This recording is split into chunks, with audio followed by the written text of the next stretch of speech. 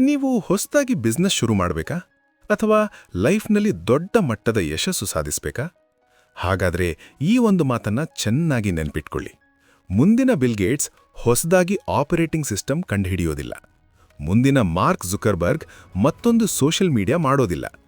ನೀವು ಕೇವಲ ಬೇರೆಯವರನ್ನ ಕಾಪಿ ಮಾಡ್ತಿದ್ರೆ ನೀವು ಜಗತ್ತಿಗೆ ಹೊಸದಾಗಿ ಏನನ್ನೂ ಕೊಡ್ತಿಲ್ಲ. ಆದ್ರೆ ಭವಿಷ್ಯವನ್ನ ಆಳುವವರು ಯಾರು ಗೊತ್ತಾ? ಯಾರು ಶೂನ್ಯದಿಂದ ಹೊಸದನ್ನ ಸೃಷ್ಟಿಸ್ತಾರೋ ಅವರು. ಅಂದ್ರೆ 0 to 1ಗೆ ಹೋಗುವವರು. ನಮಸ್ಕಾರ ಸ್ನೇಹಿತರೆ, ಕನ್ನಡ ಬುಕ್ಸ್ ನಾಲೆಜ್ಗೆ ಸ್ವಾಗತ. ಇವತ್ತು ನಾವು ಪೇಪಾಲ್ ಸಂಸ್ಥಾಪಕ ಹಾಗೂ ಬಿಲಿಯನೇರ್ ಪೀಟರ್ ಥೀಲ್ ಅವರು ಬರೆದಿರುವ 0 to 1 ಪುಸ್ತಕದ ಸಾರಾಂಶವನ್ನು ನೋಡಲಿದ್ದೇವೆ. ಈ ಪುಸ್ತಕದಲ್ಲಿರುವ ಪ್ರತಿಯೊಂದು ಪಾಠವೂ ಗೇಮ್ ಚೇಂಜರ್ ಆಗಿರುವುದರಿಂದ ಯಾವುದೇ ಒಂದು ಸಣ್ಣ ಮಾಹಿತಿ ಕೂಡ ಮಿಸ್ ಆಗಬಾರದು ಎಂದು ಈ ವಿಡಿಯೋವನ್ನು 2 ಭಾಗಗಳಲ್ಲಿ ಮಾಡಿದ್ದೇವೆ. ಇದು ಮೊದಲನೇ ಭಾಗ. ಇನ್ನು ಎರಡನೇ ಭಾಗದ ವಿಡಿಯೋದ ಲಿಂಕನ್ನು ಕೆಳಗೆ ಡಿಸ್ಕ್ರಿಪ್ಷನ್ನಲ್ಲಿ ಹಾಕಿದ್ದೇನೆ ಮತ್ತು ಕಾಮೆಂಟ್ ಬಾಕ್ಸ್ನಲ್ಲಿ ಕೂಡ ಪಿನ್ ಮಾಡಿದ್ದೇನೆ. ಈ ವಿಡಿಯೋವನ್ನು ಪೂರ್ತಿಯಾಗಿ ನೋಡಿದ ಮೇಲೆ ಮರೆಯದೆ ಆ ಎರಡನೇ ಭಾಗವನ್ನು ಕೂಡ ನೋಡಿ. ಜೀವನದಲ್ಲಿ ವಿಭಿನ್ನವಾಗಿ ಏನಾದರೂ ಸಾಧಿಸಬೇಕು ಎನ್ನುವ ಪ್ರತಿಯೊಬ್ಬರಿಗೂ ಈ ವಿಡಿಯೋ ಹೊಸ ದಾರಿ ತೋರಿಸಲಿದೆ. ಹಾಗಾಗಿ ದಯವಿಟ್ಟು ಒಂದೇ ಒಂದು ಸೆಕೆಂಡ್ ಕೂಡ ಸ್ಕಿಪ್ ಮಾಡದೆ ವಿಡಿಯೋವನ್ನು ಕೊನೆಯವರೆಗೂ ನೋಡಿ. ಶುರು ಮಾಡುವ ಮುನ್ನ ಈಗಲೇ ವಿಡಿಯೋವನ್ನು ಲೈಕ್ ಮಾಡಿ, ಸಾಧಿಸುವ ಛಲ ಇರುವ ನಿಮ್ಮ ಸ್ನೇಹಿತರಿಗೆ ಶೇರ್ ಮಾಡಿ ಮತ್ತು ನಮ್ಮ ಚಾನಲ್ಗೆ ಸಬ್ಸ್ಕ್ರೈಬ್ ಆಗಿ. ಬನ್ನಿ ಈಗ ಶೂನ್ಯದಿಂದ 1ರ ಕಡೆಗೆ ನಮ್ಮ ಪಯಣ ಶುರು ಮಾಡೋಣ. ಅಧ್ಯಾಯ 1. ಭವಿಷ್ಯದ ಸವಾಲು. The challenge of the future. ಸ್ನೇಹಿತರೆ, ಲೇಖಕ ಪೀಟರ್ ಥೀಲ್ ಅವರು ಯಾರನ್ನಾದರೂ ಕೆಲಸಕ್ಕೆ ತೆಗೆದುಕೊಳ್ಳುವಾಗ ಇಂಟರ್ವ್ಯೂನಲ್ಲಿ ಒಂದು ಬಹಳ ವಿಭಿನ್ನವಾದ ಪ್ರಶ್ನೆಯನ್ನು ಕೇಳುತ್ತಾರಂತೆ. ಆ ಪ್ರಶ್ನೆ ಏನೆಂದರೆ, ಯಾವ ಒಂದು ಮುಖ್ಯವಾದ ಸತ್ಯದ ಬಗ್ಗೆ ಬಹಳಷ್ಟು ಜನರು ನಿಮ್ಮೊಂದಿಗೆ ಒಪ್ಪಿಕೊಳ್ಳುವುದಿಲ್ಲ? What important truth do very few people agree with you on? ಕೇಳುವುದಕ್ಕೆ ಇದು ಬಹಳ ಸರಳವಾದ ಪ್ರಶ್ನೆ ಎನಿಸಬಹುದು, ಆದರೆ ಇದಕ್ಕೆ ಸರಿಯಾದ ಉತ್ತರ ಕೊಡುವುದು ತುಂಬಾನೇ ಕಷ್ಟ. ಯಾಕೆ ಗೊತ್ತಾ? ಏಕೆಂದರೆ ನಾವು ಶಾಲೆಯಲ್ಲಿದ್ದಾಗಿನಿಂದಲೂ ಎಲ್ಲರೂ ಒಪ್ಪುವಂತಹ ವಿಷಯಗಳನ್ನೇ ಕಲಿಯುತ್ತಾ ಬಂದಿರುತ್ತೇವೆ. ಆದರೆ ಈ ಪ್ರಶ್ನೆಗೆ ಉತ್ತರಿಸಲು ನೀವು ಬೇರೆಯವರಿಗಿಂತ ವಿಭಿನ್ನವಾಗಿ ಯೋಚಿಸುವ ಸಾಮರ್ಥ್ಯವನ್ನು ಹೊಂದಿರಬೇಕು. ಯಾರು ಈ ಜಗತ್ತನ್ನು ಬೇರೆ ದೃಷ್ಟಿಕೋನದಿಂದ ನೋಡುತ್ತಾರೋ ಅವರು ಮಾತ್ರ ಭವಿಷ್ಯವನ್ನು ಬದಲಾಯಿಸಬಲ್ಲರು ಎಂದು ಪೀಟರ್ ನಂಬುತ್ತಾರೆ. ಹಾಗಾದರೆ ಭವಿಷ್ಯ ಅಂದ್ರೆ ಏನು?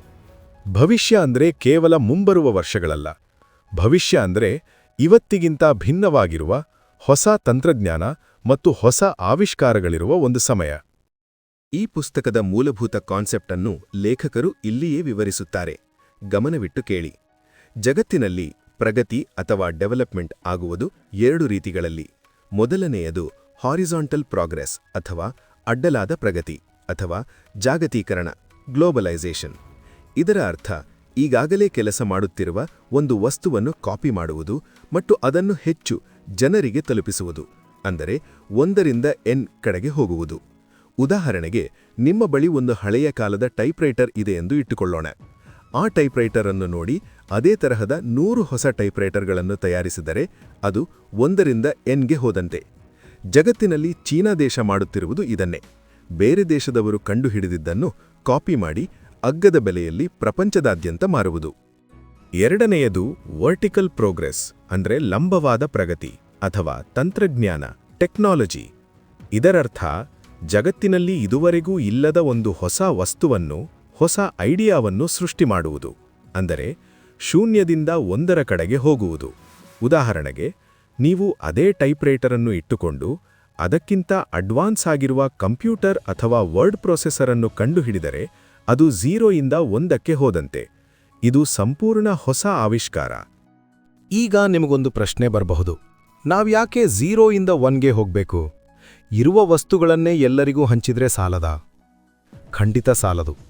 ಲೇಖಕರು ಹೇಳುವ ಪ್ರಕಾರ ಇಡೀ ಪ್ರಪಂಚವೇನಾದರೂ ಅಮೆರಿಕಾದಂತಹ ಶ್ರೀಮಂತ ದೇಶಗಳ ಲೈಫ್ ಸ್ಟೈಲನ್ನು ಹೊಸ ತಂತ್ರಜ್ಞಾನವಿಲ್ಲದೆ ಕಾಪಿ ಮಾಡಲು ಶುರು ಮಾಡಿದರೆ ಭೂಮಿಯ ಮೇಲಿರುವ ಸಂಪನ್ಮೂಲಗಳೆಲ್ಲ ಮುಗಿದು ಹೋಗುತ್ತವೆ ಮತ್ತು ವಿಪರೀತ ಮಾಲಿನ್ಯದಿಂದ ಜಗತ್ತು ನಾಶವಾಗುತ್ತದೆ.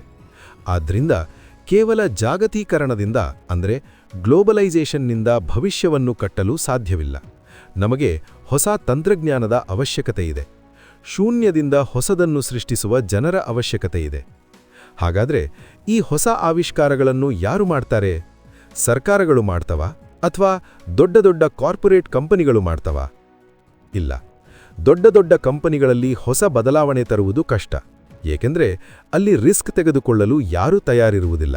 ಹಾಗಾಗಿ ಈ ಹೊಸ ಭವಿಷ್ಯವನ್ನು ಸೃಷ್ಟಿಸುವ ಜವಾಬ್ದಾರಿ ಇರುವುದು ಕೇವಲ ಸ್ಟಾರ್ಟಪ್ಗಳ ಮೇಲೆ.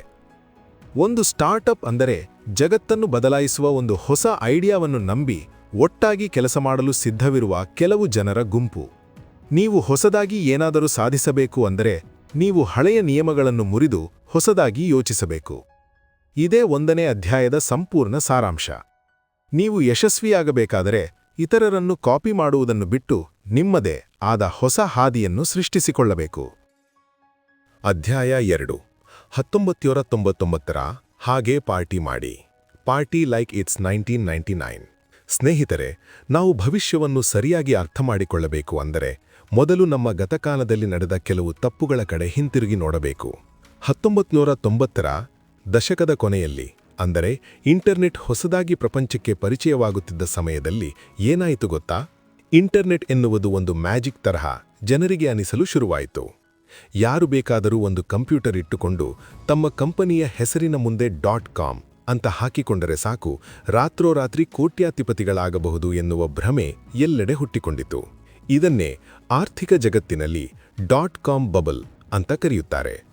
1999ರ ಸೆಪ್ಟೆಂಬರ್ನಿಂದ 2000ನೇ ಇಸವಿಯ ಮಾರ್ಚ್ವರೆಗೆ ಈ ಹುಚ್ಚು ಎಷ್ಟಿತ್ತೆಂದರೆ, ಕಂಪನಿಯಲ್ಲಿ ಯಾವುದೇ ಆದಾಯ ಅಥವಾ ಲಾಭ ಇಲ್ಲದಿದ್ದರೂ ಕೇವಲ ಒಂದು ವೆಬ್ಸೈಟ್ ಇದ್ದರೆ ಸಾಕು, ಹೂಡಿಕೆದಾರರು ಇನ್ವೆಸ್ಟರ್ಸ್ ಆ ಕಂಪನಿಗಳ ಮೇಲೆ ಕೋಟಿ ಕೋಟಿ ಹಣ ಸುರಿಯುತ್ತಿದ್ದರು. ಅಮೆರಿಕಾದ ಸಿಲಿಕಾನ್ ವ್ಯಾಲಿಯಲ್ಲಿ ಎಲ್ಲೆಡೆ ಪಾರ್ಟಿ ಮಾಡುವ, ಸಂಭ್ರಮಿಸುವ ವಾತಾವರಣ ಇತ್ತು. ಆದರೆ ಮಾರ್ಚ್ 2000ರಲ್ಲಿ ಈ ಬಬಲ್ ಒಡೆಯಿತು. ಅಂದರೆ ಈ ಭ್ರಮೆ ಕಳಚಿತು. ಇಂಟರ್ನೆಟ್ ಕಂಪನಿಗಳೆಲ್ಲ ದಿಢೀರನೆ ಮುಚ್ಚಿಹೋದವು. ಸ್ಟಾಕ್ ಮಾರ್ಕೆಟ್ ಪಾತಾಳಕ್ಕೆ ಕುಸಿಯಿತು. ಹೂಡಿಕೆದಾರರ ಸಾವಿರಾರು ಕೋಟಿ ಹಣ ಮಣ್ಣು ಪಾಲಾಯಿತು ಮತ್ತು ಲಕ್ಷಾಂತರ ಜನರು ಬೀದಿಗೆ ಬಂದರು. ಈ ಒಂದು ದೊಡ್ಡ ಆರ್ಥಿಕ ಕುಸಿತದಿಂದ ಬಿಸ್ನೆಸ್ ಮಾಡುವವರು ಮತ್ತು ಹೂಡಿಕೆದಾರರು ವಿಪರೀತ ಭಯಬಿದ್ದು 4 ತಪ್ಪು ಪಾಠಗಳನ್ನು ಕಲಿತರು. ಆ 4 ತಪ್ಪು ಪಾಠಗಳು ಯಾವುವು ಅಂದರೆ, 1. ಚಿಕ್ಕ ಹೆಜ್ಜೆಗಳನ್ನು ಇಡಿ, ಅಂದರೆ ಮೇಕ್ ಇನ್ಕ್ರಿಮೆಂಟಲ್ ಅಡ್ವಾನ್ಸಸ್. ದೊಡ್ಡ ಮಟ್ಟದ ಕನಸು ಕಾಣಬೇಡಿ, ಸೇಫ್ ಆಗಿ ಆಟವಾಡಿ, ಸಣ್ಣ ಸಣ್ಣ ಬದಲಾವಣೆಗಳನ್ನು ಮಾತ್ರ ಮಾಡಿ. 2. ಯೋಜನೆ ಬೇಡ, ಬದಲಾವಣೆಗೆ ಸಿದ್ಧರಿರಿ. ಮುಂದಿನ 5-10 ವರ್ಷಗಳಿಗೆ ಪ್ಲಾನ್ ಮಾಡಬೇಡಿ. ಗ್ರಾಹಕರು ಏನು ಕೇಳುತ್ತಾರೋ ಅದನ್ನು ಮಾತ್ರ ಅಡ್ಜಸ್ಟ್ ಮಾಡಿಕೊಂಡು ಕೊಡಿ. 3. ಸ್ಪರ್ಧೆ ಮಾಡಿ, ಇಂಪ್ರೂವ್ ಆನ್ ದ ಕಾಂಪಿಟಿಷನ್. ಹೊಸದಾಗಿ ಏನನ್ನು ಸೃಷ್ಟಿಸುವ ರಿಸ್ಕ್ ತೆಗೆದುಕೊಳ್ಳಬೇಡಿ. ಬದಲಾಗಿ ಈಗ ಇರುವ ವಸ್ತುಗಳನ್ನೇ ಸ್ವಲ್ಪ ಉತ್ತಮವಾಗಿ ಮಾಡಿ ಮಾರಿ. 4. ಪ್ರಾಡಕ್ಟ್ ಕಡೆ ಗಮನ ಕೊಡಿ, ಸೇಲ್ಸ್ ಕಡೆಗಲ್ಲ. ನಿಮ್ಮ ಪ್ರಾಡಕ್ಟ್ ಚೆನ್ನಾಗಿದ್ರೆ ಸಾಕು, ಅದೇ ತಾನಾಗಿ ಸೇಲ್ ಆಗುತ್ತದೆ. ಜಾಹೀರಾತು ಅಥವಾ ಸೇಲ್ಸ್ ಟೀಮ್ ಬೇಕಿಲ್ಲ. ಆದರೆ ಸ್ನೇಹಿತರೆ, ಈ ಪುಸ್ತಕದ ಲೇಖಕ ಪೀಟರ್ ಥೀಲ್ ಅವರು ಹೇಳುವುದೇ ಬೇರೆ. ಈ 4 ಪಾಠಗಳು ಸಂಪೂರ್ಣವಾಗಿ ತಪ್ಪು. ನೀವು ನಿಜವಾಗಲೂ ಜಗತ್ತನ್ನು ಬದಲಾಯಿಸುವ ಯಶಸ್ವಿ ಸ್ಟಾರ್ಟಪ್ ಕಟ್ಟಬೇಕಾದ್ರೆ ಈ ಭಯದ ಮೈಂಡ್ಸೆಟ್ನಿಂದ ಹೊರಬಂದು ಇದರ ಸಂಪೂರ್ಣ ವಿರುದ್ಧವಾಗಿ ಯೋಚಿಸಬೇಕು ಎನ್ನುತ್ತಾರೆ. ಪೀಟರ್ ಥೀಲ್ ಅವರು ನೀಡುವ 4 ನಿಜವಾದ ಪಾಠಗಳು ಹೀಗಿವೆ. ಇದನ್ನು ನೀವು ನಿಮ್ಮ ಬಿಸ್ನೆಸ್ನಲ್ಲಿ ಅಳವಡಿಸಿಕೊಳ್ಳಲೇಬೇಕು. 1. ಧೈರ್ಯವಾಗಿ ದೊಡ್ಡ ರಿಸ್ಕ್ ತೆಗೆದುಕೊಳ್ಳಿ. It is better to risk boldness than triviality. ಚಿಕ್ಕ ಗುರಿಗಳಿಗಿಂತ ದೊಡ್ಡ ಬದಲಾವಣೆ ತರುವ ಕನಸು ಕಾಣಿ. ಸೇಫ್ ಆಗಿ ಆಟವಾಡುವುದರಿಂದ ಇತಿಹಾಸ ಸೃಷ್ಟಿಸಲು ಸಾಧ್ಯವಿಲ್ಲ. 2. ಒಂದು ಕೆಟ್ಟ ಪ್ಲಾನ್ ಇಲ್ಲದಿರುವುದಕ್ಕಿಂತ ಉತ್ತಮ. A bad plan is better than no plan. ಭವಿಷ್ಯಕ್ಕೆ ಒಂದು ಸ್ಪಷ್ಟವಾದ ರಸ್ತೆ ನಕ್ಷೆ, ಅಂದರೆ ರೋಡ್ ಮ್ಯಾಪ್ ಇರಲೇಬೇಕು. ಬ್ಲೈಂಡ್ ಆಗಿ ಬಿಸ್ನೆಸ್ ಮಾಡಬೇಡಿ. 3. ಕಾಂಪಿಟಿಷನ್ ಬಿಸ್ನೆಸ್ ಅನ್ನು ನಾಶ ಮಾಡುತ್ತದೆ. Competitive markets destroy profits. ಸ್ಪರ್ಧೆ ಇರುವ ಕಡೆ ಹೋಗಬೇಡಿ. ಸ್ಪರ್ಧೆಯೇ ಇಲ್ಲದ, ಯಾರೂ ಮಾಡದ ಹೊಸ ಮಾರುಕಟ್ಟೆಯನ್ನು ನೀವೇ ಸೃಷ್ಟಿಸಿ. ಮನೋಪುಲಿ. 4. ಸೇಲ್ಸ್ ಕೂಡ ಪ್ರಾಡಕ್ಟ್ನಷ್ಟೇ ಮುಖ್ಯ. Sales matters just as much as product. ನಿಮ್ಮ ವಸ್ತು ಎಷ್ಟೇ ಅದ್ಭುತವಾಗಿದ್ದರೂ ಅದನ್ನು ಹೇಗೆ ಮಾರಾಟ ಮಾಡಬೇಕು, ಜನರಿಗೆ ಹೇಗೆ ತಲುಪಿಸಬೇಕು ಎಂಬ ಮಾರ್ಕೆಟಿಂಗ್ ಸ್ಟ್ರಾಟಜಿ ಗೊತ್ತಿಲ್ಲದಿದ್ದರೆ ನೀವು ಫೇಲ್ ಆಗುವುದು ಗ್ಯಾರಂಟಿ. ಈ ಅಧ್ಯಾಯದ ಮುಖ್ಯ ಉದ್ದೇಶ ಇಷ್ಟೇ. ಹಿಂದಿನ ವೈಫಲ್ಯಗಳನ್ನು ನೋಡಿ ಭಯಪಡಬೇಡಿ. ಸಾಮಾನ್ಯರಂತೆ ಯೋಚಿಸುವುದನ್ನು ಬಿಟ್ಟು ಭವಿಷ್ಯದ ಬಗ್ಗೆ ಧೈರ್ಯದಿಂದ ದೊಡ್ಡದಾಗಿ ಪ್ಲಾನ್ ಮಾಡಿ. ಸ್ನೇಹಿತರೆ, 3ನೇ ಅಧ್ಯಾಯಕ್ಕೆ ಹೋಗುವ ಮುನ್ನ ನನ್ನದೊಂದು ಸಣ್ಣ ಮಾತು. ನೀವೆಲ್ಲರೂ ನಮ್ಮ ವಿಡಿಯೋಗಳನ್ನು ತುಂಬ ಇಷ್ಟಪಟ್ಟು ನೋಡುತ್ತಿದ್ದೀರಾ. ಅದಕ್ಕಾಗಿ ನಿಮಗೆ ದೊಡ್ಡ ಧನ್ಯವಾದಗಳು. ಆದರೆ ನಮಗೆ ಗೊತ್ತಿರುವ ಹಾಗೆ ನಮ್ಮ ವಿಡಿಯೋ ನೋಡುವವರಲ್ಲಿ 60%ಗಿಂತ ಹೆಚ್ಚು ಜನ ಇನ್ನೂ ನಮ್ಮ ಚಾನೆಲ್ಗೆ ಸಬ್ಸ್ಕ್ರೈಬ್ ಆಗಿಲ್ಲ. ಪ್ರಪಂಚದ ಅತ್ಯುತ್ತಮ ಪುಸ್ತಕಗಳ ಜ್ಞಾನವನ್ನು ಪ್ರತಿಯೊಬ್ಬ ಕನ್ನಡಿಗನಿಗೂ ಉಚಿತವಾಗಿ ತಲುಪಿಸುವ ನಮ್ಮ ಈ ಪ್ರಯತ್ನಕ್ಕೆ ನಿಮ್ಮ ಬೆಂಬಲ ಬಹಳ ಮುಖ್ಯ. ದಯವಿಟ್ಟು ಈಗಲೇ ವಿಡಿಯೋ ಕೆಳಗಿರುವ ಸಬ್ಸ್ಕ್ರೈಬ್ ಬಟನ್ ಒತ್ತಿ ನಮ್ಮ ಈ ಜ್ಞಾನದ ಪಯಣದಲ್ಲಿ ನೀವು ಭಾಗಿಯಾಗಿ. ಬನ್ನಿ, ಈಗ 3ನೇ ಅಧ್ಯಾಯದಲ್ಲಿರುವ ಆಘಾತಕಾರಿ ಸತ್ಯವನ್ನು ತಿಳಿಯೋಣ. ಅಧ್ಯಾಯ 3. ಎಲ್ಲ ಯಶಸ್ವಿ ಕಂಪನಿಗಳು ವಿಭಿನ್ನವಾಗಿವೆ. All happy companies are different. Business ಅಂದರೇನೆ ಕಾಂಪಿಟೇಷನ್. ಯಾರು ಕಾಂಪಿಟೇಷನ್ನಲ್ಲಿ ಗೆಲ್ಲುತ್ತಾರೋ ಅವರೇ ಯಶಸ್ವಿಯಾಗುತ್ತಾರೆ. ಇದು ನಮ್ಮೆಲ್ಲರ ತಲೆಯಲ್ಲಿರುವ ಸಾಮಾನ್ಯ ವಿಚಾರ.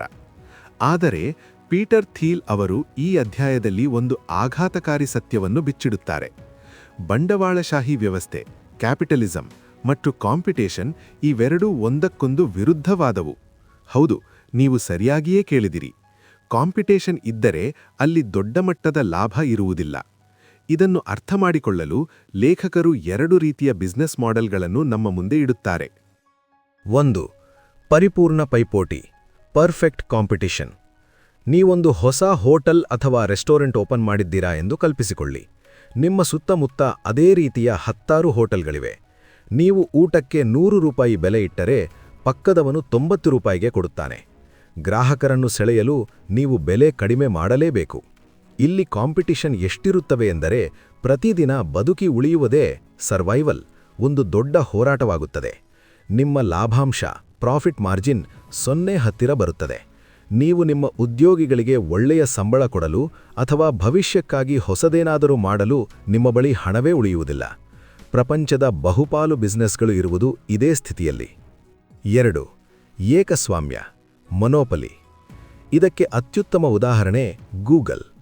2000ನೇ ಇಸವಿಯ ನಂತರ ಗೂಗಲ್ ಸರ್ಚ್ ಇಂಜಿನ್ ಜಗತ್ತಿನಲ್ಲಿ ಒಂದು ಭಾರೀ ಏಕಸ್ವಾಮ್ಯವನ್ನು ಸಾಧಿಸಿದೆ. ಅದರ ಹತ್ತಿರ ಸುಳಿಯುವ ಯಾವ ಕಾಂಪಿಟೇಟರ್ ಕೂಡ ಇಲ್ಲ. ಗೂಗಲ್ ಪ್ರತಿದಿನ ಕೇವಲ ಬದುಕಿ ಉಳಿಯುವ ಬಗ್ಗೆ ಯೋಚಿಸುವುದಿಲ್ಲ, ಏಕೆಂದರೆ ಅದರ ಬಳಿ ಅಪಾರವಾದ ಲಾಭ ಬಂದು ಬೀಳುತ್ತಿದೆ. ಆ ಹಣದಿಂದ ಅವರು ತಮ್ಮ ಉದ್ಯೋಗಿಗಳಿಗೆ ಫ್ರೀ ಊಟ, ಜಿಮ್, ಆಟದ ಮೈದಾನ ಎಲ್ಲವನ್ನೂ ಕೊಡುತ್ತಾರೆ ಮತ್ತು ಡ್ರೈವರ್ ಇಲ್ಲದ ಕಾರಿನಂತಹ ಸೆಲ್ಫ್ ಡ್ರೈವಿಂಗ್ ಕಾರ್ಸ್ ನಂತಹ ಹೊಸ ಭವಿಷ್ಯದ ಪ್ರಾಜೆಕ್ಟ್ಗಳ ಮೇಲೆ ರಿಸರ್ಚ್ ಮಾಡುತ್ತಾರೆ. ಲೇಖಕರಿಲ್ಲಿ ಹೇಳುವ ಒಂದು ಅದ್ಭುತವಾದ ಮಾತು, monopolies are the engines of progress. ಏಕಸ್ವಾಮ್ಯ ಕಂಪನಿಗಳೇ ಈ ಜಗತ್ತಿನ ಪ್ರಗತಿಯ ಇಂಜಿನ್ಗಳು. ಕಾಂಪಿಟೇಷನ್ನಲ್ಲಿ ಸಿಲುಕಿಕೊಂಡಿರುವ ಕಂಪನಿಗಳು ಕೇವಲ ಬದುಕಲು ಹೆಣಗಾಡುತ್ತಿರುತ್ತವೆ. ಆದರೆ ಯಾರು ಒಂದು ಹೊಸ ವಸ್ತುವನ್ನು ಸೃಷ್ಟಿಸಿ ಮೊನೋಪೊಲಿ ಆಗುತ್ತಾರೋ ಅವರು ಮಾತ್ರ ಸಮಾಜವನ್ನು ಮುಂದಕ್ಕೆ ತೆಗೆದುಕೊಂಡು ಹೋಗುತ್ತಾರೆ. ಆದರೆ ಈ ಬಿಸ್ನೆಸ್ ಜಗತ್ತಿನಲ್ಲಿ ಒಂದು ದೊಡ್ಡ ಸುಳ್ಳಿನ ನಾಟಕ ನಡೆಯುತ್ತಿರುತ್ತದೆ. ಮೊನೋಪೊಲಿ ಇರುವ ಕಂಪನಿಗಳು ಸುಳ್ಳು ಹೇಳುತ್ತವೆ. ಗೂಗಲ್ ತನಗೆ ಯಾವುದೇ ಕಾಂಪಿಟಿಷನ್ ಇಲ್ಲ ಅಂತ ಯಾವತ್ತೂ ಹೇಳಿಕೊಳ್ಳುವುದಿಲ್ಲ. ಬದಲಾಗಿ ನಾವು ಬರೀ ಸರ್ಚ್ ಎಂಜಿನ್ ಅಲ್ಲ, ನಾವೊಂದು ಟೆಕ್ನಾಲಜಿ ಕಂಪನಿ. ನಮಗೆ ಆಪಲ್, ಮೈಕ್ರೋಸಾಫ್ಟ್ ಅವರಿಂದ ಭಾರೀ ಕಾಂಪಿಟಿಷನ್ ಇದೆ ಎಂದು ಹೇಳುತ್ತದೆ. ಯಾಕೆ ಗೊತ್ತಾ? ತಾನು ಮೊನೋಪೊಲಿ ಅಂತ ಸರ್ಕಾರಕ್ಕೆ ಗೊತ್ತಾದರೆ ಕಾನೂನಿನ ಪ್ರಕಾರ ತಮ್ಮ ಮೇಲೆ ರಿಸ್ಟ್ರಿಕ್ಷನ್ಸ್ ಹಾಕುತ್ತಾರೆ ಎನ್ನುವ ಭಯ. ಕಾಂಪಿಟೇಷನ್ ಇರುವ ಕಂಪನಿಗಳು ಕೂಡ ಸುಳ್ಳು ಹೇಳುತ್ತವೆ.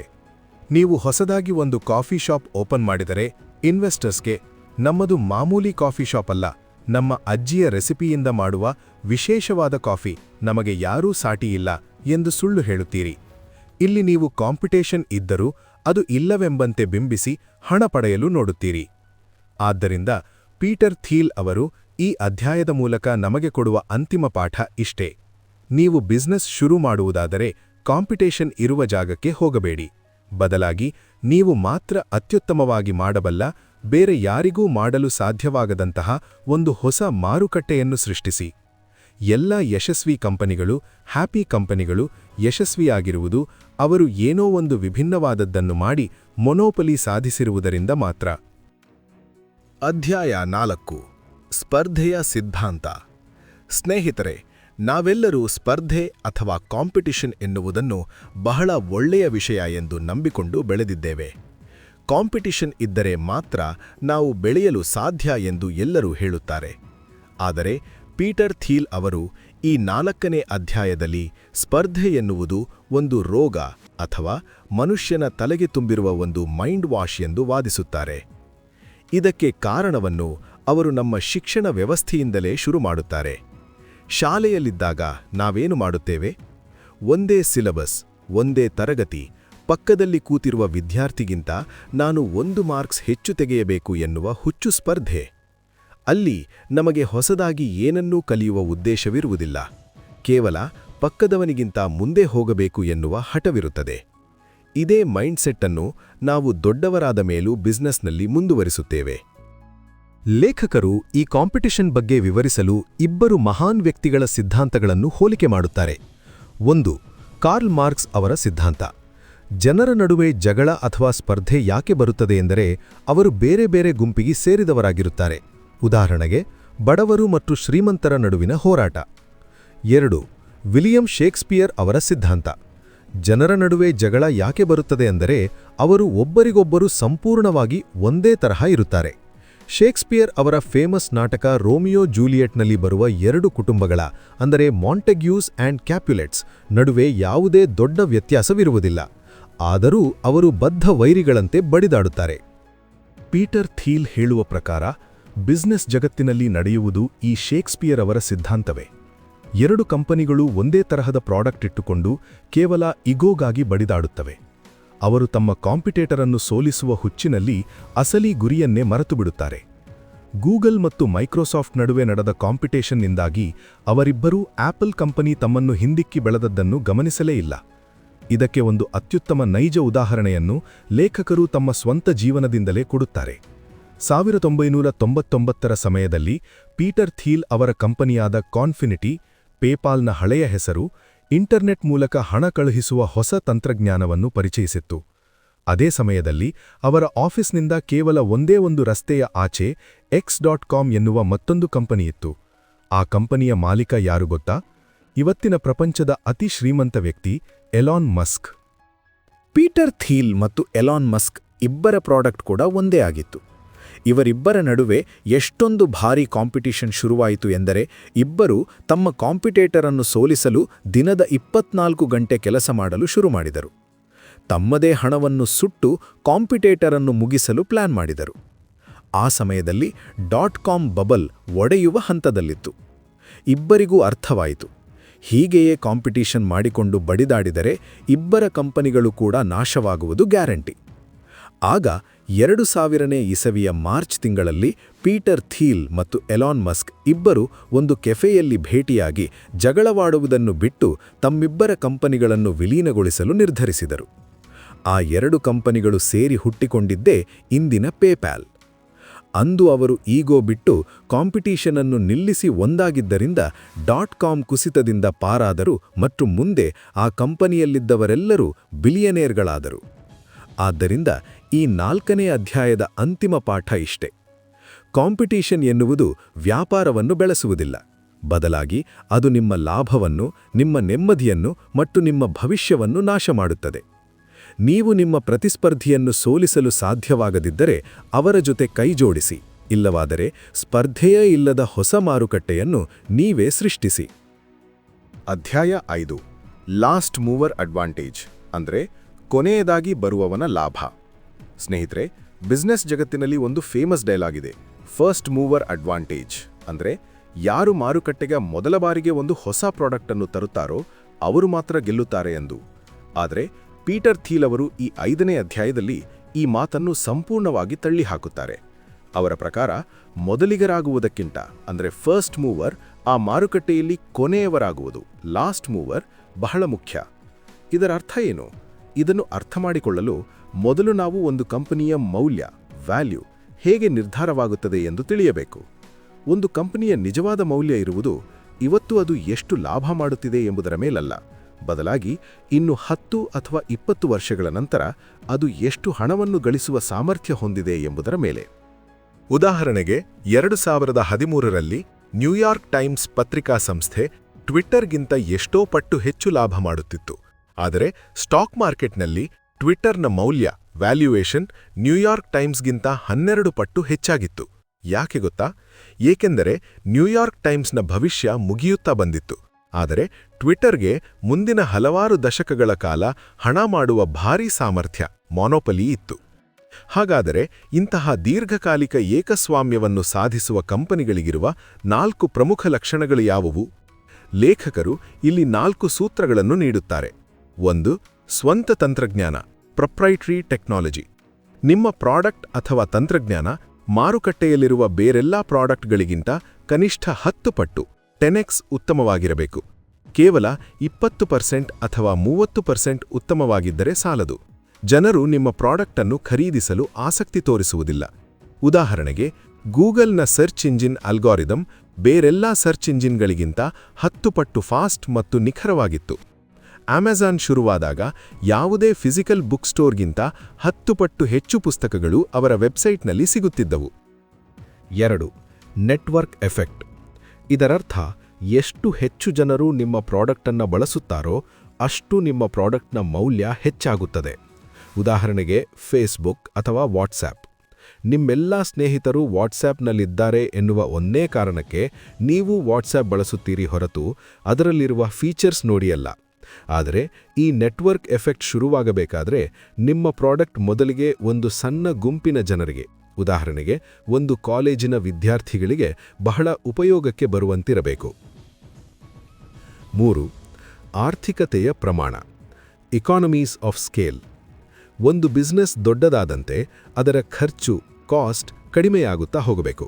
ನೀವು ಒಂದು ಸಾಫ್ಟ್ವೇರ್ ಡೆವಲಪ್ ಮಾಡಲು ಮಾತ್ರ ಹಣ ಖರ್ಚು ಮಾಡುತ್ತೀರಿ, ಆದರೆ ಆ ಸಾಫ್ಟ್ವೇರ್ ಅನ್ನು 1 ಲಕ್ಷ ಜನ ಡೌನ್ಲೋಡ್ ಮಾಡಿದರೂ, 1 ಕೋಟಿ ಜನ ಡೌನ್ಲೋಡ್ ಮಾಡಿದರೂ ನಿಮಗೆ ಎಕ್ಸ್ಟ್ರಾ ಖರ್ಚು ಬರುವುದಿಲ್ಲ. ಇಂತಹ ಸ್ಕೇಲಿಂಗ್ ಸಾಮರ್ಥ್ಯ ನಿಮ್ಮ ಬಿಸ್ನೆಸ್ ಮಾಡೆಲ್ನಲ್ಲಿ ಇರಲೇಬೇಕು. ಸರ್ವಿಸ್ ಬಿಸ್ನೆಸ್ನಲ್ಲಿ, ಉದಾಹರಣೆಗೆ ಯೋಗ ಕ್ಲಾಸ್, ಸಲೂನ್, ಹೀಗೆ ಸ್ಕೇಲ್ ಮಾಡುವುದು ಕಷ್ಟ. 4. ಬ್ರ್ಯಾಂಡಿಂಗ್, ನಿಮ್ಮ ಕಂಪನಿಯ ಇಮೇಜ್. ಆಪಲ್ ಕಂಪನಿ ಇದಕ್ಕೆ ಅತ್ಯುತ್ತಮ ಉದಾಹರಣೆ.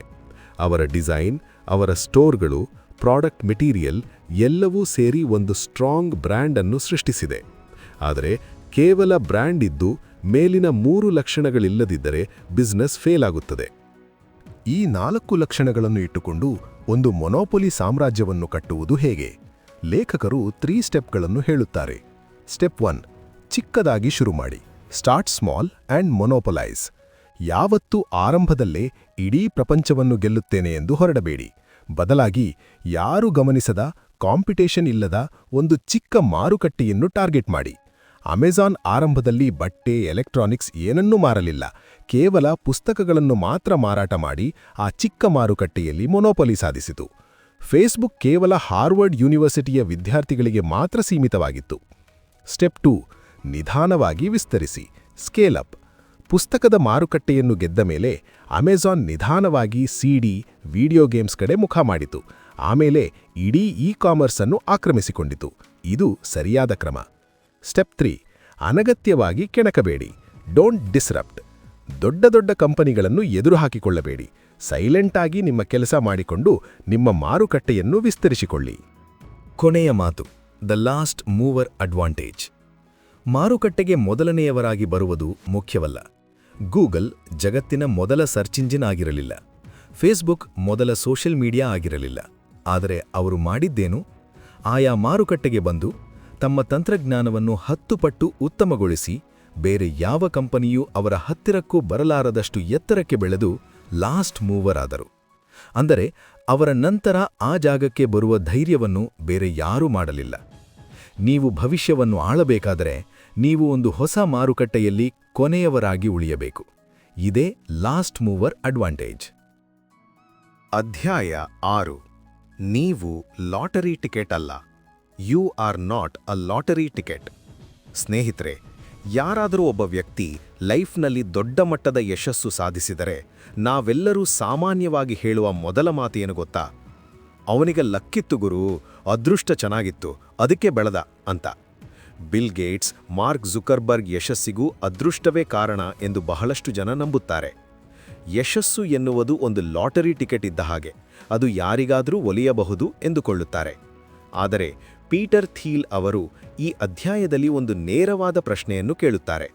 ಯಶಸ್ಸು ಕೇವಲ ಲಕ್ ಅಥವಾ ಅದೃಷ್ಟದಿಂದ ಸಿಗುವುದಾದರೆ ಎಲಾನ್ ಮಸ್ಕ್ನಂತಹ ವ್ಯಕ್ತಿ ಒಂದರ ಹಿಂದೊಂದು ಪೇಪ್ಯಾಲ್, ಟೆಸ್ಲಾ, ಸ್ಪೇಸ್ಎಕ್ಸ್ನಂತಹ $5 ಬಿಲಿಯನ್ ಕಂಪನಿಗಳನ್ನು ಕಟ್ಟಲು ಹೇಗೆ ಸಾಧ್ಯವಾಯಿತು? ಸ್ಟೀವ್ ಜಾಬ್ಸ್ ಆಪಲ್, ಪಿಕ್ಸರ್ ಎಂದು ಮತ್ತೆ ಮತ್ತೆ ಯಶಸ್ಸನ್ನು ಸಾಧಿಸಿದ್ದು ಹೇಗೆ?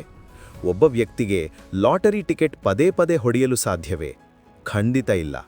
ಯಶಸ್ಸು ಎನ್ನುವುದು ಯಾವುದೇ ಲಾಟರಿ ಟಿಕೆಟ್ ಅಲ್ಲ, ಅದು ನಮ್ಮ ನಿರ್ಧಾರಗಳು ಮತ್ತು ಪ್ಲಾನ್ನ ಪ್ರತಿಫಲ. ಇದನ್ನು ಇನ್ನೂ ಡೀಟೇಲ್ ಆಗಿ ವಿವರಿಸಲು ಭವಿಷ್ಯವನ್ನು ನೋಡುವ 4 ರೀತಿಯ ಮೈಂಡ್ ಸೆಟ್ಗಳ ಬಗ್ಗೆ ಲೇಖಕರು ಹೇಳುತ್ತಾರೆ. ಮನುಷ್ಯರು ಭವಿಷ್ಯವನ್ನು 4 ವಿಭಿನ್ನ ದೃಷ್ಟಿಕೋನಗಳಿಂದ ನೋಡುತ್ತಾರೆ.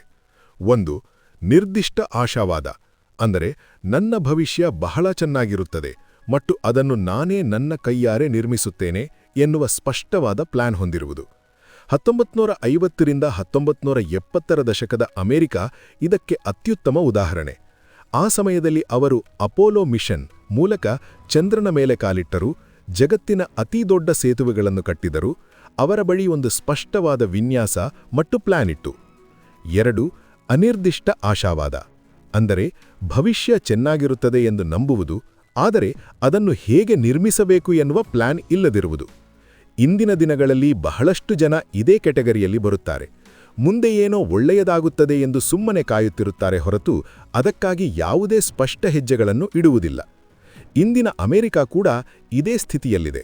ಹೊಸ ತಂತ್ರಜ್ಞಾನವನ್ನು ಸೃಷ್ಟಿಸುವ ಬದಲು ಕೇವಲ ಹಣಕಾಸು ಮತ್ತು ಮ್ಯಾನೇಜ್ಮೆಂಟ್ ಮೇಲೆ ಅವಲಂಬಿತವಾಗಿದೆ. 3. ನಿರ್ದಿಷ್ಟ ನಿರಾಶಾವಾದ, ಅಂದರೆ ಭವಿಷ್ಯ ಬಹಳ ಕೆಟ್ಟದಾಗಿರುತ್ತದೆ ಎಂಬುದು ಮೊದಲೇ ಗೊತ್ತಿರುವುದು ಮತ್ತು ಅದಕ್ಕಾಗಿ ಈಗಲೇ ತಯಾರಾಗುವುದು. ಚೀನಾ ದೇಶ ಇದಕ್ಕೆ ಬೆಸ್ಟ್ ಎಕ್ಸಾಂಪಲ್. ಚೀನಾದ ಜನರಿಗೆ ಭವಿಷ್ಯದ ಬಗ್ಗೆ ಭಯವಿದೆ, ಹಾಗಾಗಿ ಅವರು ಸಿಕ್ಕಾಬಟ್ಟೆ ಹಣವನ್ನು ಉಳಿತಾಯ ಸೇವಿಂಗ್ಸ್ ಮಾಡುತ್ತಾರೆ ಮತ್ತು ಕಷ್ಟಪಟ್ಟು ಕೆಲಸ ಮಾಡುತ್ತಾರೆ. 4. ಅನಿರ್ದಿಷ್ಟ ನಿರಾಶಾವಾದ, ಅಂದರೆ ಭವಿಷ್ಯ ಹೇಗೋ ಹಾಳಾಗುತ್ತದೆ, ಅದರ ಬಗ್ಗೆ ನಮಗೇನೂ ಗೊತ್ತಿಲ್ಲ, ಸುಮ್ಮನೆ ಇವತ್ತಿನ ದಿನವನ್ನು ಎಂಜಾಯ್ ಮಾಡೋಣ ಎಂದುಕೊಳ್ಳುವುದು. ಇಂದಿನ ಯುರೋಪ್ ಖಂಡದ ಜನರ ಮೈಂಡ್ಸೆಟ್ ಇದು. ವೀಕೆಂಡ್ ಬಂದರೆ ಪಾರ್ಟಿ ಮಾಡುವುದು, ರಜೆಗಳಲ್ಲಿ ಟ್ರಿಪ್ ಹೋಗುವುದು ಬಿಟ್ಟರೆ ಭವಿಷ್ಯದ ಬಗ್ಗೆ ಯಾವುದೇ ಪ್ಲಾನ್ ಇರುವುದಿಲ್ಲ. ಸ್ನೇಹಿತರೆ, ಲೇಖಕರು ಕೇಳುವುದು ಇಷ್ಟೇ: ನೀವು ಇದರಲ್ಲಿ ಯಾವ ಕ್ಯಾಟಗರಿಯಲ್ಲಿದ್ದೀರಾ? ನೀವು ಒಂದು ಯಶಸ್ವಿ ಬಿಸ್ನೆಸ್ ಕಟ್ಟಬೇಕು ಅಥವಾ ಲೈಫ್ನಲ್ಲಿ ಏನಾದರೂ ದೊಡ್ಡದನ್ನು ಸಾಧಿಸಬೇಕು ಎಂದರೆ ನೀವು ಕಡ್ಡಾಯವಾಗಿ ನಿರ್ದಿಷ್ಟ ಆಶಾವಾದಿ, ಡೆಫಿನೆಟ್ ಆಪ್ಟಿಮಿಸ್ಟ್ ಆಗಿರಲೇಬೇಕು. ಡಾರ್ವಿನ್ನ ವಿಕಾಸವಾದದ ಹಾಗೆ ಸುಮ್ಮನೆ ಪರಿಸ್ಥಿತಿಗೆ ತಕ್ಕಂತೆ ಬದಲಾಗುತ್ತಾ ಹೋದರೆ ನೀವು ಜಗತ್ತನ್ನು ಬದಲಾಯಿಸಲು ಸಾಧ್ಯವಿಲ್ಲ. ನೀವು ಒಂದು ಇಂಟೆಲಿಜೆಂಟ್ ಡಿಸೈನ್ ಮಾಡಬೇಕು. ಸ್ಟೀವ್ ಜಾಬ್ಸ್ ಅವರು ಆಪಲ್ ಕಂಪನಿಯನ್ನು ಕಟ್ಟಿದ್ದು ಹೀಗೆಯೇ. ಅವರು ಗ್ರಾಹಕರಿಗೆ ಏನು ಬೇಕು ಎಂದು ಕೇಳಿಕೊಂಡು ಪ್ರಾಡಕ್ಟ್ ಮಾಡಿಲ್ಲ. 2001ರಲ್ಲಿ ಐಪಾಡ್, 2007ರಲ್ಲಿ ಐಫೋನ್ ಮತ್ತು 2010ರಲ್ಲಿ ಐಪ್ಯಾಡ್, ಇವೆಲ್ಲವನ್ನು ಅವರು ಎಷ್ಟೋ ವರ್ಷಗಳ ಹಿಂದೆಯೇ ಸ್ಪಷ್ಟವಾಗಿ ಪ್ಲಾನ್ ಮಾಡಿದ್ದರು. ಆದ್ದರಿಂದ 6ನೇ ಅಧ್ಯಾಯದ ಪಾಠ ಬಹಳ ಸಿಂಪಲ್. ಲಕ್ ಅಥವಾ ಅದೃಷ್ಟ ಎನ್ನುವ ಪದವನ್ನು ನಿಮ್ಮ ಡಿಕ್ಷನರಿಯಿಂದ ತೆಗೆದುಹಾಕಿ. ನಿಮ್ಮ ಭವಿಷ್ಯದ ಕಂಟ್ರೋಲನ್ನು ನಿಮ್ಮ ಕೈಗೆ ತೆಗೆದುಕೊಳ್ಳಿ. ಪ್ಲಾನ್ ಇಲ್ಲದೆ ಸುಮ್ಮನೆ ಗಾಳಿಯಲ್ಲಿ ಗುಂಡು ಹಾರಿಸುವುದನ್ನು ನಿಲ್ಲಿಸಿ. ನಿಮ್ಮ ಜೀವನದ ವಿನ್ಯಾಸವನ್ನು ನೀವೇ ಸೃಷ್ಟಿಸಿ. ಅಧ್ಯಾಯ 7: ಹಣದ ಹಾದಿಯಲ್ಲಿ.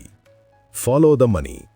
ಸ್ನೇಹಿತರೆ, ಪ್ರಪಂಚದ ಅತಿದೊಡ್ಡ ಹೂಡಿಕೆದಾರರು ಅಥವಾ ಬಿಲಿಯನೇರ್ಗಳು ತಮ್ಮ ಹಣವನ್ನು ಎಲ್ಲಿ ಮತ್ತು ಹೇಗೆ ಹೂಡಿಕೆ ಮಾಡುತ್ತಾರೆ ಗೊತ್ತಾ? ನಮ್ಮಂತಹ ಸಾಮಾನ್ಯ ಜನರಿಗೆ ಶಾಲಾ ಕಾಲೇಜುಗಳಲ್ಲಿ ಅಥವಾ ಫೈನಾನ್ಸ್ ಕ್ಲಾಸುಗಳಲ್ಲಿ ಒಂದು ಮಾತು ಹೇಳಿಕೊಡುತ್ತಾರೆ: ನಿಮ್ಮ ಎಲ್ಲಾ ಮೊಟ್ಟೆಗಳನ್ನು ಒಂದೇ ಬುಟ್ಟಿಯಲ್ಲಿ ಇಡಬೇಡಿ. Don't put all your eggs in one basket. ಅಂದರೆ ನಮ್ಮ ಬಳಿ ಇರುವ ಹಣವನ್ನೆಲ್ಲ ಒಂದೇ ಕಡೆ ಹಾಕಬಾರದು. ಸ್ವಲ್ಪ ಗೋಲ್ಡ್ ಮೇಲೆ, ಸ್ವಲ್ಪ FDಯಲ್ಲಿ, ಸ್ವಲ್ಪ ಮ್ಯೂಚುವಲ್ ಫಂಡ್ನಲ್ಲಿ ಹಾಕಬೇಕು ಎಂದು ಹೇಳುತ್ತಾರೆ. ಇದನ್ನೇ ಆರ್ಥಿಕ ಭಾಷೆಯಲ್ಲಿ ಡೈವರ್ಸಿಫಿಕೇಷನ್, ವಿವಿಧೀಕರಣ ಎನ್ನುತ್ತಾರೆ. ಸೇಫ್ ಆಗಿರಲು ಇದು ಒಳ್ಳೆಯದೇ. ಆದರೆ ಪೀಟರ್ ಥೀಲ್ ಅವರು ಈ 7ನೇ ಅಧ್ಯಾಯದಲ್ಲಿ ಈ ಡೈವರ್ಸಿಫಿಕೇಷನ್ ಸಿದ್ಧಾಂತ ಸ್ಟಾರ್ಟಪ್ ಮತ್ತು ನಮ್ಮ ಜೀವನದ ಯಶಸ್ಸಿಗೆ ಒಂದು ದೊಡ್ಡ ಶತ್ರು ಎಂದು ಹೇಳುತ್ತಾರೆ. ಯಾಕೆ ಗೊತ್ತಾ? ಏಕೆಂದರೆ ಬಿಸ್ನೆಸ್ ಜಗತ್ತು ಕೆಲಸ ಮಾಡುವುದು ಮ್ಯೂಚುವಲ್ ಫಂಡ್ ತರಹ ಅಲ್ಲ. ಅದು ಪವರ್ ಲಾ ನಿಯಮದ ಮೇಲೆ ಕೆಲಸ ಮಾಡುತ್ತದೆ. ಏನಿದು ಪವರ್ ಲಾ?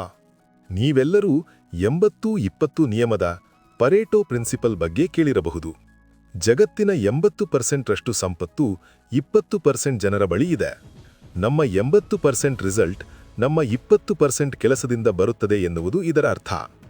ಆದರೆ ವೆಂಚರ್ ಕ್ಯಾಪಿಟಲ್ ಅಂದರೆ ಹೊಸ ಕಂಪನಿಗಳ ಮೇಲೆ ಕೋಟಿ ಹೂಡಿಕೆ ಮಾಡುವ ಸಂಸ್ಥೆಗಳು ಜಗತ್ತಿನಲ್ಲಿ ಇದು 80-20 ಅಲ್ಲ, ಇದು 99-1ರ ನಿಯಮ.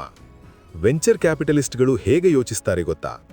ಅವರು 10 ವಿಭಿನ್ನ ಸ್ಟಾರ್ಟಪ್ಗಳ ಮೇಲೆ ಹಣ ಹೂಡಿಕೆ ಮಾಡಿದ್ರೆ ಅದರಲ್ಲಿ 8 ಕಂಪನಿಗಳು ಸಂಪೂರ್ಣವಾಗಿ ಮುಚ್ಚಿ ಹೋಗುತ್ತವೆ ಎನ್ನುವುದು ಅವರಿಗೆ ಮೊದಲೇ ಗೊತ್ತಿರುತ್ತದೆ. ಉಳಿದ 2 ಕಂಪನಿಗಳಲ್ಲಿ 1 ಕಂಪನಿ ಸಾಧಾರಣ ಲಾಭ ಮಾಡಬಹುದು. ಆದರೆ ಆ ಕೊನೆಯ 1 ಕಂಪನಿ ಇದೆಯಲ್ಲ, ಅದು ಎಷ್ಟೊಂದು ಭಾರೀ ಮಟ್ಟದಲ್ಲಿ ಯಶಸ್ವಿಯಾಗುತ್ತದೆ ಎಂದರೆ ಆ 1 ಕಂಪನಿಯಿಂದ ಬರುವ ಲಾಭವು ಮುಚ್ಚಿಹೋದ 8 ಕಂಪನಿಗಳ ನಷ್ಟವನ್ನು ಸರಿದೂಗಿಸಿ ಪೂರ್ತಿ ಫಂಡಿನ ಲಾಭಕ್ಕಿಂತ 10 ಪಟ್ಟು ಹೆಚ್ಚು ಹಣ ತಂದುಕೊಡುತ್ತದೆ. ಇದನ್ನೇ ಪವರ್ ಲಾ ಎನ್ನುವುದು. ಇದಕ್ಕೆ ಲೇಖಕರು ತಮ್ಮದೇ ಸ್ವಂತ ಜೀವನದ ಅತಿದೊಡ್ಡ ಉದಾಹರಣೆಯನ್ನು ನೀಡುತ್ತಾರೆ. 2004ರಲ್ಲಿ ಪೀಟರ್ ಥೀಲ್ ಅವರು ಹಲವಾರು ಸ್ಟಾರ್ಟಪ್ಗಳಲ್ಲಿ ಹೂಡಿಕೆ ಮಾಡಿದ್ದರು. ಅದರಲ್ಲಿ ಒಂದು ಹೊಸದಾಗಿ ಶುರುವಾಗಿದ್ದ ಸೋಷಿಯಲ್ ಮೀಡಿಯಾ ಕಂಪನಿಯ ಮೇಲೆ $5 ಲಕ್ಷ, ಸುಮಾರು 4 ಕೋಟಿ ರೂಪಾಯಿ ಹೂಡಿಕೆ ಮಾಡಿದ್ದರು. ಆ ಕಂಪನಿ ಯಾವುದು ಗೊತ್ತಾ? ಫೇಸ್ಬುಕ್. ಮುಂದೆ ಫೇಸ್ಬುಕ್ ಜಗತ್ತನ್ನೇ ಆಳಲು ಶುರುಮಾಡಿತು. ಪೀಟರ್ ಥೀಲ್ ಅವರು ಬೇರೆ ಎಲ್ಲಾ ಕಂಪನಿಗಳಲ್ಲಿ ಹೂಡಿಕೆ ಮಾಡಿ ಬಂದಿದ್ದ ಒಟ್ಟು ಲಾಭಕ್ಕಿಂತ ಕೇವಲ ಫೇಸ್ಬುಕ್ ಒಂದರಿಂದಲೇ ಅವರಿಗೆ ಸಾವಿರಾರು ಕೋಟಿ ರೂಪಾಯಿ ಲಾಭ ಬಂತು. ಇದೇ ಕಾರಣಕ್ಕೆ ಯಶಸ್ವಿ ಹೂಡಿಕೆದಾರರು ಕೇವಲ 2 ಅಥವಾ 3 ಪಟ್ಟು ಲಾಭ ಕೊಡುವ ಕಂಪನಿಗಳತ್ತ ನೋಡುವುದೇ ಇಲ್ಲ.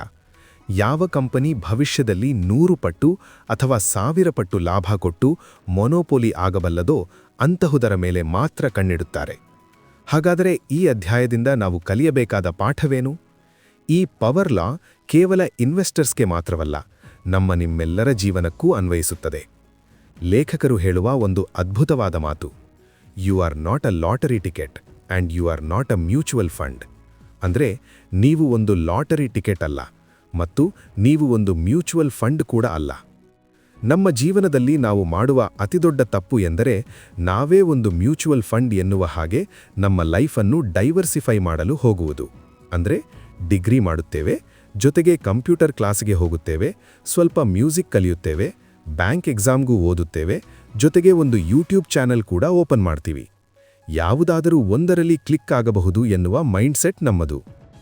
ಆದರೆ ಪೀಟರ್ ಥೀಲ್ ಹೇಳುತ್ತಾರೆ, ಇದು ತಪ್ಪು. ನಿಮ್ಮ ಶಕ್ತಿಯನ್ನೆಲ್ಲ 10 ಕಡೆ ಹಂಚಬೇಡಿ.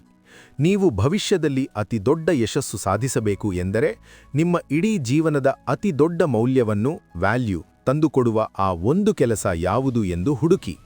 ಆ ಒಂದೇ ಕೆಲಸದ ಮೇಲೆ, ಆ ಒಂದೇ ಸ್ಕಿಲ್ ಮೇಲೆ ನಿಮ್ಮ 100% ಫೋಕಸ್ ಮತ್ತು ಎನರ್ಜಿಯನ್ನು ಹಾಕಿ. ನಿಮ್ಮ ಎಲ್ಲ ಮೊಟ್ಟೆಗಳನ್ನು ಆ ಸರಿಯಾದ ಒಂದು ಬುಟ್ಟಿಯಲ್ಲಿ ಇಟ್ಟು ಆ ಬುಟ್ಟಿಯನ್ನು ಬಹಳ ಎಚ್ಚರಿಕೆಯಿಂದ ಕಾಪಾಡಿಕೊಳ್ಳಿ. ಯಶಸ್ಸು ಎನ್ನುವುದು 10 ಕೆಲಸಗಳನ್ನು ಮಾಡುವುದರಿಂದ ಬರುವುದಿಲ್ಲ, ಬದಲಾಗಿ ಒಂದು ಅದ್ಭುತವಾದ ಕೆಲಸವನ್ನು ಮಾಡುವುದರಿಂದ ಬರುತ್ತದೆ. ಸ್ನೇಹಿತರೆ, ಇಲ್ಲಿಯವರೆಗೂ ನಾವು ಕೇವಲ ಬಿಸ್ನೆಸ್ನ ಮೈಂಡ್ಸೆಟ್, ಏಕಸ್ವಾಮ್ಯ ಅಂದರೆ ಮೊನೋಪೊಲಿ ಮತ್ತು ಪವರ್ ಲಾ ಬಗ್ಗೆ ಮಾತ್ರ ತಿಳಿದುಕೊಂಡೆವು. ಆದರೆ ಅಸಲಿ ಆಟ ಶುರುವಾಗುವುದೇ ಈಗ. ಕೇವಲ ಒಂದು ಐಡಿಯಾ ಇಟ್ಟುಕೊಂಡು $1 ಬಿಲಿಯನ್ ಸಾಮ್ರಾಜ್ಯವನ್ನು ಕಟ್ಟುವುದು ಹೇಗೆ? ಅದಕ್ಕಾಗಿ ಒಂದು ಪವರ್ಫುಲ್ ಟೀಮನ್ನು ನಿರ್ಮಾಣ ಮಾಡುವುದು ಹೇಗೆ? ಪ್ರಪಂಚದಲ್ಲಿರುವ ಯಾರಿಗೂ ಗೊತ್ತಿಲ್ಲದ $1 ಬಿಲಿಯನ್ ಸೀಕ್ರೆಟ್ಸ್ ಅನ್ನು ಹುಡುಕುವುದು ಹೇಗೆ? ಮತ್ತು ಎಲ್ಲಕ್ಕಿಂತ ಮುಖ್ಯವಾಗಿ ನಿಮ್ಮ ಪ್ರಾಡಕ್ಟ್ ಅನ್ನು ಸೇಲ್ ಮಾಡುವುದು ಹೇಗೆ? ಈ ಎಲ್ಲ ಪ್ರಾಕ್ಟಿಕಲ್ ಮತ್ತು ಗೇಮ್ ಚೇಂಜಿಂಗ್ ವಿಷಯಗಳು ಈ ವಿಡಿಯೋದ 2ನೇ ಭಾಗದಲ್ಲಿವೆ.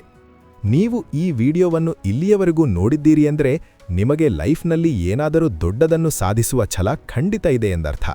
ಹಾಗಾಗಿ ಆ 2ನೇ ಭಾಗವನ್ನು ಮಿಸ್ ಮಾಡಿಕೊಳ್ಳಲೇಬೇಡಿ. 2ನೇ ಭಾಗದ ಸಂಪೂರ್ಣ ವಿಡಿಯೋದ ಲಿಂಕ್ ಅನ್ನು ಕೆಳಗೆ ಡಿಸ್ಕ್ರಿಪ್ಷನ್ನಲ್ಲಿ ಕೊಟ್ಟಿದ್ದೇನೆ ಮತ್ತು ಕಾಮೆಂಟ್ ಬಾಕ್ಸ್ನಲ್ಲಿ ಕೂಡ ಮೊದಲನೇ ಕಾಮೆಂಟ್ ಆಗಿ ಪಿನ್ ಮಾಡಿದ್ದೇನೆ. ಈಗಲೇ ಆ ಲಿಂಕ್ ಮೇಲೆ ಕ್ಲಿಕ್ ಮಾಡಿ ಮುಂದಿನ ಅಧ್ಯಾಯಗಳ ಜ್ಞಾನವನ್ನು ಪಡೆಯಿರಿ. ಅದಕ್ಕೂ ಮುನ್ನ ನಮ್ಮ ಈ ಪ್ರಯತ್ನ ನಿಮಗೆ ಸ್ವಲ್ಪವಾದರೂ ಉಪಯುಕ್ತವೆನಿಸಿದ್ದರೆ ವಿಡಿಯೋಗೆ ಈಗಲೇ ಒಂದು ಲೈಕ್ ಮಾಡಿ. ಲೈಫ್ನಲ್ಲಿ ಗೆಲ್ಲಲೇಬೇಕು ಅಂತ ಹೋರಾಡುತ್ತಿರುವ ನಿಮ್ಮ ಸ್ನೇಹಿತರಿಗೆ ಈ ವಿಡಿಯೋವನ್ನು ಶೇರ್ ಮಾಡಿ ಮತ್ತು ಮರೆಯದೆ ನಮ್ಮ ಕನ್ನಡ ಬುಕ್ಸ್ ನಾಲೆಡ್ಜ್ ಚಾನೆಲ್ಗೆ ಸಬ್ಸ್ಕ್ರೈಬ್ ಆಗಿ ಬೆಲ್ ಐಕಾನ್ ಒತ್ತಿ. ಬನ್ನಿ, ಶೂನ್ಯದಿಂದ 1ರ ಕಡೆಗಿನ ಪಯಣವನ್ನು ಮುಂದುವರಿಸೋಣ. ಈಗಲೇ 2ನೇ ಭಾಗದಲ್ಲಿ ಸಿಗೋಣ. ನಮಸ್ಕಾರ.